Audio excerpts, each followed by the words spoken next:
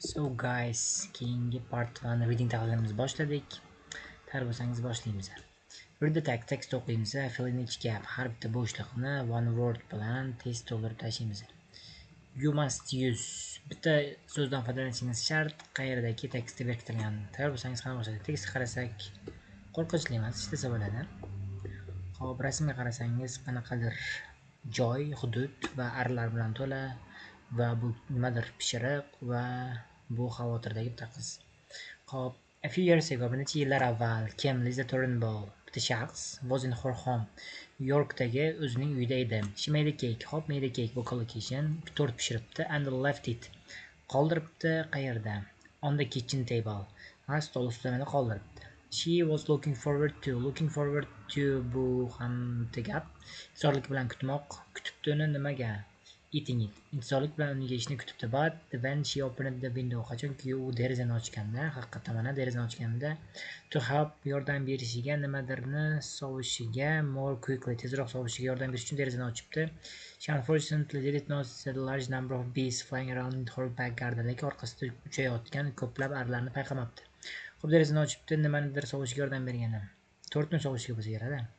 Cake. Ha, mana u derazani ochdi va tortni tezroq sovishiga yordam berishiga ishonardi.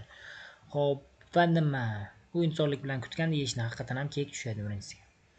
Xo'p, a few minutes later, bir necha daqiqadan so'ng, Liza heard a loud noise. Baland bitta ovozni eshitibdi. Xo'p, coming from her qayerdan? Kitchen. Ha? Kitchen. Oshxonasidan kelayotgan baland ovozni eshitdi. She opened the door. Eshikni ochibdi. Qarasaki, a huge swarm of degani bir gala nimadirlarni ko'ribdi oshxonasi ustida. Swarm of bees. Aha. Bees. Swarm of bees are over her kitchen table. So the bees had left their old, o'zlarining nimadir eskilarini tark etib, yangi nimadirni qidirayotgan ekan. Xo'p, menimcha o'zlarini eski uylarini tashlab ketgan bo'lsa kerak. Demak, home yoki house. So yoki hive, home. Eski uylarini tashlab, yangisini qidirayotgan bo'lsa kerak deb o'ylashibdi.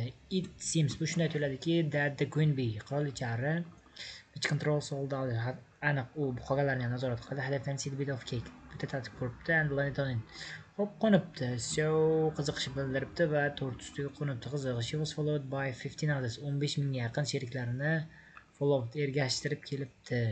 Luckily, baxtiga, Liza knew a bit about bees. So u bilardiki birozgina arlar haqida va nimadir they weren't dangerousligini nimadir qilardi. She didn't need to be afraid. Ha, u qo'rqmasdi va xavfli emasligini bilardi va bu degani no. She knew, u bilardi. So next one. She calmly closed. Endi nimadirni yopibdi and called the beekeeperni chaqiribdi. So who found this situation very amusing. Qiziqarli deb stop situation and took the bees away. Beeni olib ketibdi, o'zi bilan oldi. Her cake wasn't badly damaged. Lekin uncha zarar yetkazmagan bo'lsa ham Lizani didn't fancy eating. Yegisi kelmabdi baribir. Xo'p, bitta xulosalaymiz. Part 1 juda qiyin emas, ishlasa bo'ladi. Xo'p, birinchisi cake bo'ldi. Cake. Tortni sovishga yordam berdi. Derazani ochdi. Ikkinchisida her kitchen. Oshxonasidan kelayotgan ovozni eshitdi. The third one, swarm of bees. Bir gala arlar uchib yurgandi. The first one, o'zini eski uyini tashlab ketganlarlar va yangisini qidirayotgandi. And so the fifth one is new. U bilardi va dangerous emasligini va closed the door. Eshikni yopibdi. Haqiqatan qiziq. Bu ham oldin tushgan part 1da, yana tushish ehtimoli bor. Bitta ko'rib qo'yasizlar. Tanish bilsizlar bo'lsa tashlab qo'ysangiz ham bo'laveradi.